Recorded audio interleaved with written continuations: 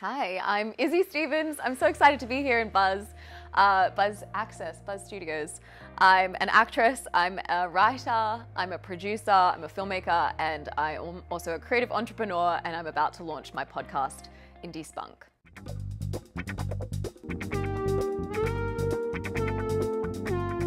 Hi mate, welcome to IndieSpunk. This is the place where emerging filmmakers can roll up their sleeves, get strategic, and create career-changing work from script to screen. Hosted by yours truly, Izzy Stevens, I'm an actor, award-winning indie filmmaker, coach, and an Aussie in LA. And here, you'll uncover your road ahead so you can get more stories funded, filmed, and celebrated. So I entered the industry as an actress at 17. I feel like I got really lucky.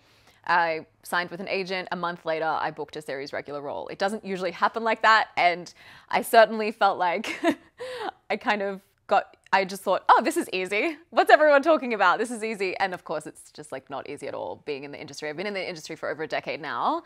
And I always wanted to direct, but I didn't see a lot of evidence that there could be women directors. So I just didn't think about it that way until I had been on set for a few years as an actress and realized I really like watching what else is going on set.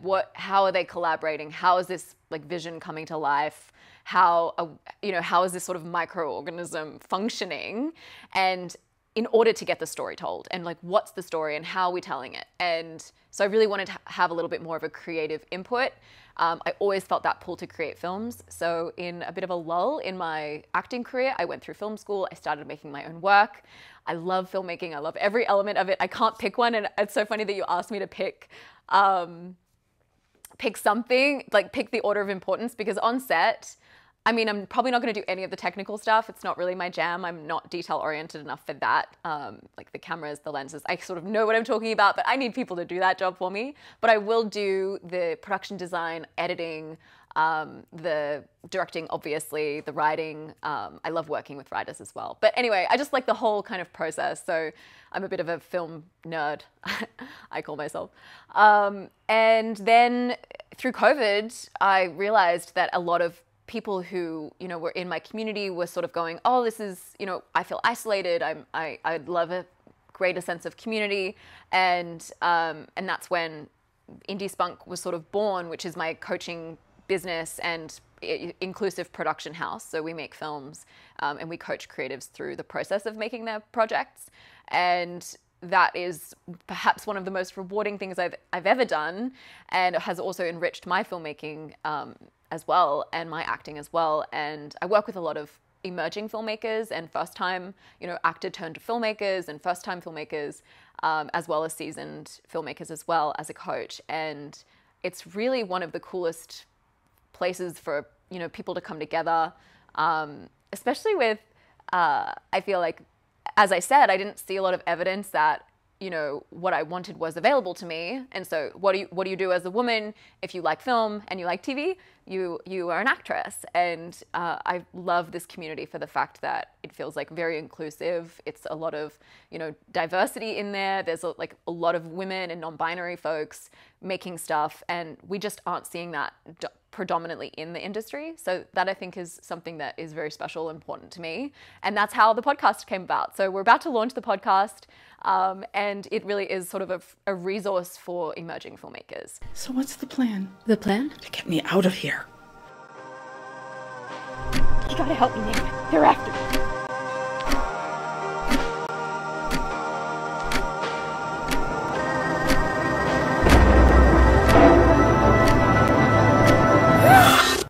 It has to be tonight. You're saying, I think there's that mentality of you can be a jack of all trades and a master of none. But I've just followed my interest, and I think as well as a filmmaker, and especially as an independent filmmaker, you kind of have to just get it done. So as I was coming through the process, when I started making work, I was like, okay, well, we got no one to make the food, so I'm just gonna make the food and be catering and be crafty, and I'm just gonna figure out how to do that. And I think a lot of I would say that I'm a bit of a really resourceful person. So I'm just using the resources that I have and I'm trying to figure out how to get it all done. That gave me a lot of the skills that I needed in order to start a business and make films and get them done and get them out and, figure out how to navigate press and do all of that stuff. And I would say that as much as I love many of the elements, I'm happy to not do the things that I don't want to do. But I do believe that I will be an actor, I will be a filmmaker, and I will be an entrepreneur for my whole life. I mean, those are the things that I really love to do. And they also go hand in hand. So I don't mind if people are like, that's wild, like you do too many things, because I just like to follow my interest, and whatever kind of projects excite me, I want to go for. I think that we are multifaceted, and if we put a label on ourselves as one thing, we're kind of putting ourselves in a box and we're not able to extend ourselves in creativity. So I think that having multiple interests enriches your life. All right, we're doing it. Hi, everyone. Welcome to episode 1 of the IndieSpunk show with Izzy Stevens. I am thrilled that you're here. And it's kind of weird. I'm sitting here and I'm talking to myself, but I know that there's someone on the other side of this, and that makes me feel happy. So I'm really glad you're here. I feel like imposter syndrome comes up a lot in coaching and in the community that I'm a part of. And I have certainly dealt with this my whole life. I mean, it's so easy for me to sit here and be like, I'm doing all these things and it's so cool, but it's not been the easiest road. And it's, as you would likely know, pursuing any kind of role in this industry is fraught with, oh my gosh, like, how am I going to do that? And I have this dream, and how is it even going to work? How am I going to put this all together? And I think the mindset work that you're talking about is one of the most important pieces of pursuing a career that not a lot of people talk about. I don't think it's the sexiest thing to talk about. It's like, oh yeah, I got this film coming up, but it's underneath what's going on, like, how are you feeling? Because we can have the most success in the world, but if we're struggling with our mental health and we're struggling with, do we belong in this industry, then we can have a really hard time. And I think looking at how our mindset works is part of the path of success. That internal success, I think, is more important than anything from the outside.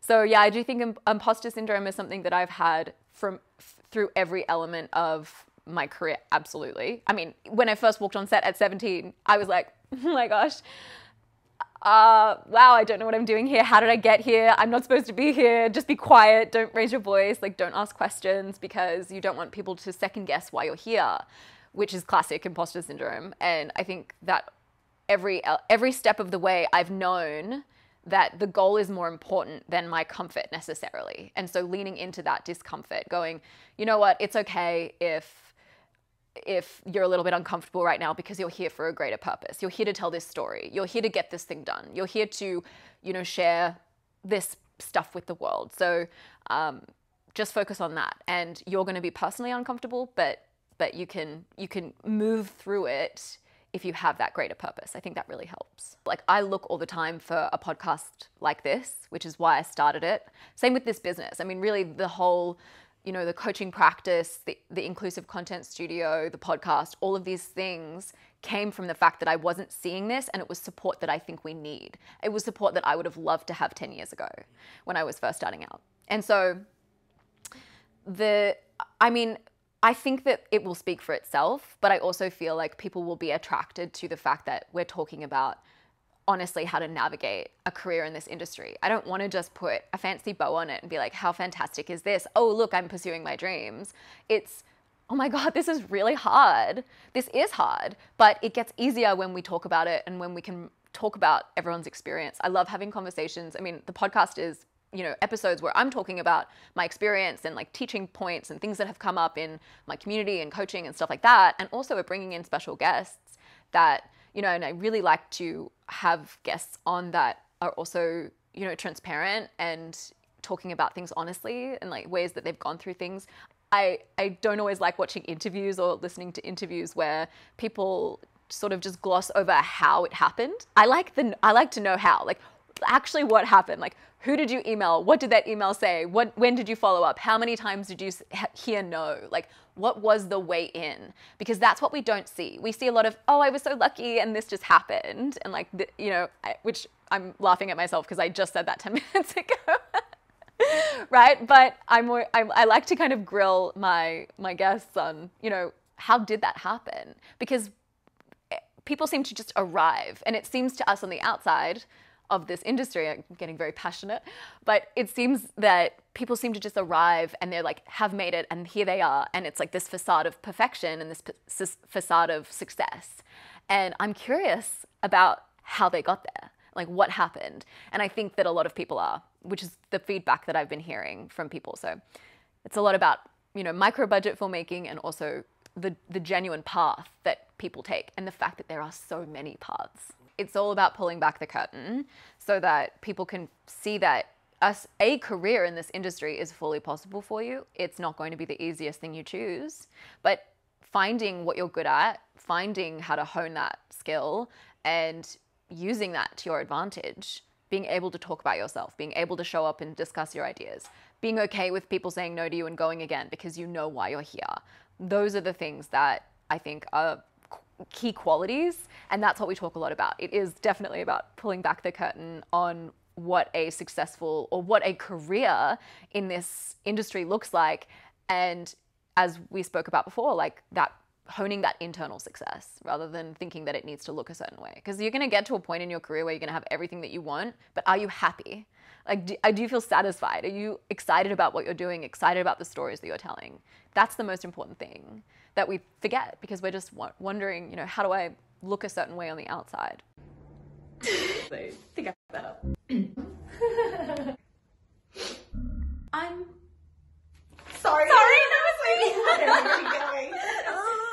I'm actually half American. My dad's from California originally, but I grew up in Sydney, Australia, the most beautiful city in the world. And I came out here where about 5 years ago now. I was actually off the back of a film was premiering out here. It's called Occupation. You can find it on Netflix, and it was premiering internationally at the time. And I also had a film that did really well in a festival back in Australia. It's our biggest short film festival. It's called Tropfest. And so I kind of had these two projects.